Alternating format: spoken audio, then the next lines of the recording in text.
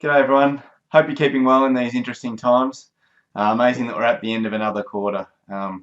Before I'd like to start today, I just want to give a shout out to everyone in the extended JBS family.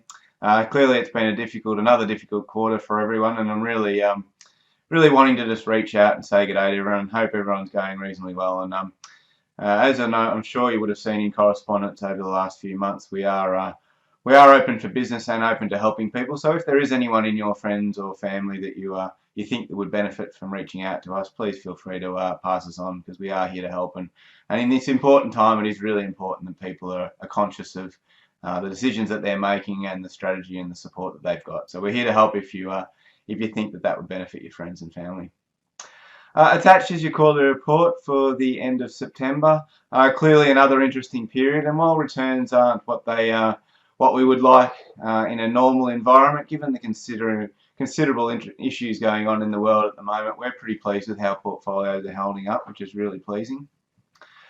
Clearly, the Australian share market in particular seems to be looking through the current economic situation that we're in. Clearly, Victoria has had a tough period with lockdown, and hopefully, fingers crossed, we're getting towards some sort of COVID normal with that, and we're able to get back to some sort of normality there. However, there are obviously a few things on the horizon that we do need to be conscious of over the next 6 to 12 months.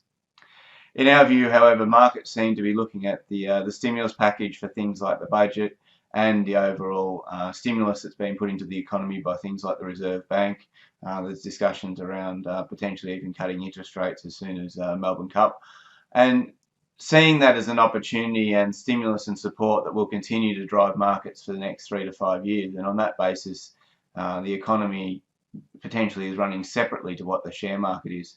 Share market is saying that, well, okay, at this current levels, we think that in 3 and 5 years' time, if you're able to pick up a dividend that is relatively stable, it is going to be in companies that are going to be here through these tougher times. Well, they're willing to, investors seem to be willing to ride out this short-term period of uncertainty.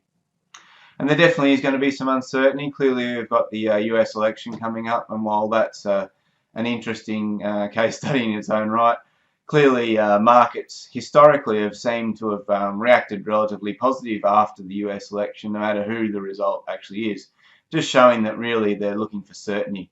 And once you've got a bit of certainty, that's where markets can actually continue to trend towards where we want them to go, which is obviously upwards over time. When there's uncertainty, that's what scares markets. So clearly, while there's a little bit of uncertainty at the moment, although the US has had a massive run with Facebook, Amazon, Netflix, Google, those sorts of stocks continuing to drive markets to almost record highs, there still is that little bit of a handbrake on the US and world economy while the uncertainty around the US election is there.